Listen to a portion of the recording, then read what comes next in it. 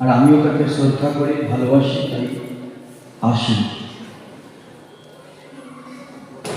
আমরা অনেক অনেক বছর ধরে যেটি বললেন উনি, যে আমরা পদযাত্রা করি এবং পদযাত্রায় আমরা সবাই অংশগ্রহণ করি। আদ্যাপীঠ, দক্ষিণেশ্বর, বিভিন্ন মন্দিরে যে অনুষ্ঠানগুলো হয় সেখানে আমরা যোগদান করি। কাকে স্মরণ করে? ভবা পাগলাকে স্মরণ করে। যে নামটি স্মরণ করলে পরে পবিত্র হওয়া যায়, যে নামটি স্মরণ করলে পরে শুদ্ধ হওয়া যায়, যে নামটি স্মরণের সাথে সাথে আমরা সঠিক পথের সন্ধান লাভ করি।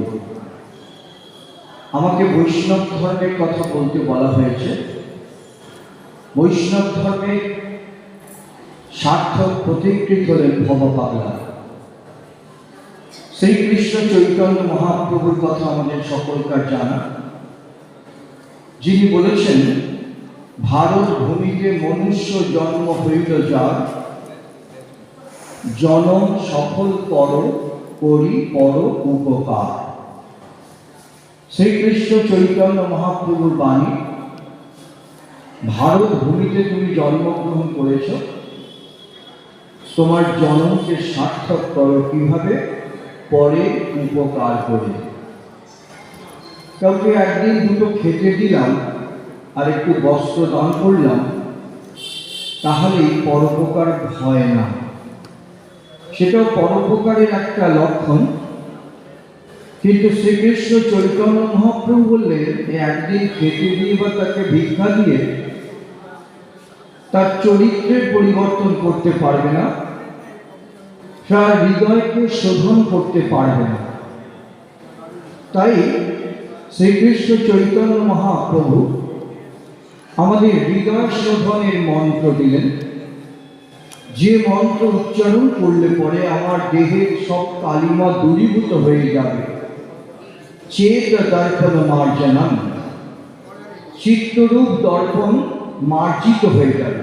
বাইরে আমরা সুন্দর পোশাক পরে, শ্যাম্পু টাম্পু করে, সাবান মেখে, কসমেটিক ইউজ করে আমরা সুন্দর সাজতে পারি গয়নাগাটি করে, কিন্তু হৃদয় যে আমাদের কলুষিত, সেই হৃদয়কে কেমন করে শুদ্ধ করব, স্বচ্ছ করব, নির্মল করব, সেই শিক্ষাই হল শ্রী চৈতন্য মহাপ্রভুর শিক্ষা। তাই বলেছেন, যাকে দেখো তাকে ভগবানের ভাবনার সাথে যুক্ত হতে বলো।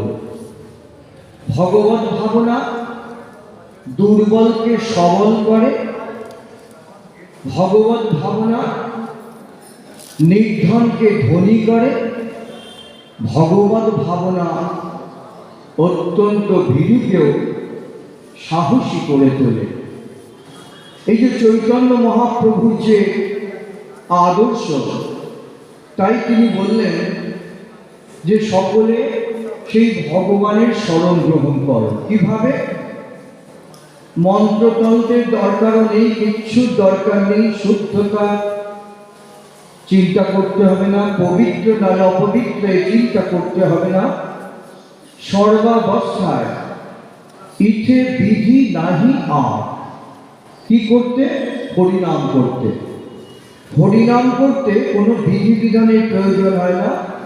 সর্ব অবস্থায় হরিনাম করা যায়, তাতে চিত্ত শুদ্ধি হয়, হৃদয় শোধন হয়, অন্তরের সমস্ত কালিমা দূরীভূত হয়ে যায়। ভবা পাগলাও আমাদের সেই আদর্শকে তুলে ধরেছেন। তাই বলেছেন, তুমি তার ভাবনা করো, তার ভাবনার মধ্যে থাকো, তাহলেই তোমার সব কাজ হয়ে যাবে। এই যে বলছেন তিনি, গানই সর্বশ্রেষ্ঠ সাধনা। কি গান? ভগবানের গান, তার নাম গান। সেই গানের মধ্যে দিয়ে তুমি যদি চলো, তাহলে তোমার সাধনা সার্থক হয়ে যাবে। কিছুক্ষণ আগে একজন মহারাজ বললেন, সম্ভবত কালিকানন্দ অবধূত তার নাম, যে সোদপুরে একটি বাড়িতে নাম গান হতো, আর সেখানে ভবা পাগলা নৃত্য করতেন, তার চোখ দিয়ে অশ্রু বিগলিত হতো। এই হলো ভবা পাগলার চরিত্র, এই হলো ভবা পাগলার আদর্শ, এই হলো ভবা পাগলার সাধনা, এই হলো ভবা পাগলার বাণী। কোনো গ্রন্থ লিখে বাণী প্রকাশ করার প্রয়োজন হয়নি। তিনি তার গানের মধ্যে দিয়ে আমাদের কাছে তার ভাবনা প্রকাশ করে দিয়েছেন, আমাদের পথটা নির্দেশ করে দিয়েছেন। তাই আজও আমরা ভবা পাগলাকে শ্রদ্ধার সাথে স্মরণ করি, আমরা সবাই মিলিত হয়ে তাকে প্রণাম নিবেদন করে আমরা পবিত্র হই। তাকে ধন্য করি তা নয়, তাকে শ্রদ্ধা করছি, তাকে ভক্তি করছি, তাকে নাম উচ্চারণ করে আমরা মিলিত হচ্ছি, তাকে ধন্য করব বলে নয়। আমরা নিজেরা ধন্য হব, পবিত্র হব, শুদ্ধ হব। তাই আর আমাদের সেই সুযোগটা করে দেন কে? ডক্টর গোপাল ক্ষেত্রী মহোদয়। আমরা সত্যি আনন্দিত, গর্বিত। এখানে আসবার জন্য উনি আমাকে বারে বারে ফোন করেন, আজকে সকালেও ফোন করেন। আমি কেন ফোন করছেন, আমি নিশ্চয়ই যাব। কিন্তু এই যে তার সকলকে ডেকে নিয়ে এসে একটা শুদ্ধ পবিত্র মঙ্গল ভাবনার সাথে যুক্ত করার ইচ্ছা, সেই জন্যই তিনি বারে বারে ফোন করেন। আমরা ভবা পাগলার সম্পর্কে কি বলবো? আমার খালি মনে পড়ে, আজও সেই বৃন্দাবনে বাঁশি বাজে রে, বাঁশির সুরে তালে তালে ময়ূর নাচে রে। এটা গান গাওয়ার মঞ্চ নয়, তাই আমি গানের মধ্যে প্রবেশ করব না। তাই যে বাণীটা, আজও সেই বৃন্দাবনে বাঁশি বাজছে, আজও সেই বৃন্দাবনে ময়ূর নাচছে, আজও সেই বৃন্দাবনে গাভীগুলো ছুটে ছুটে বেড়াচ্ছে, আজও সেই বৃন্দাবনে গোপীরাই বংশীর ধ্বনি শ্রবণ করে পাগল হয়ে যাচ্ছে।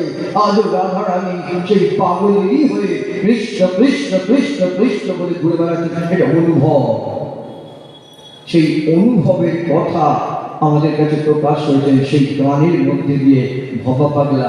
আমার বড় ভালো লাগে গানটা। আমি বহু স্থানে আমার ভাগবত কথা আস্বাদন করতে গিয়ে সেখানে এই গানটা আমি না নিয়ে পারি না, আমার ভালো লাগে।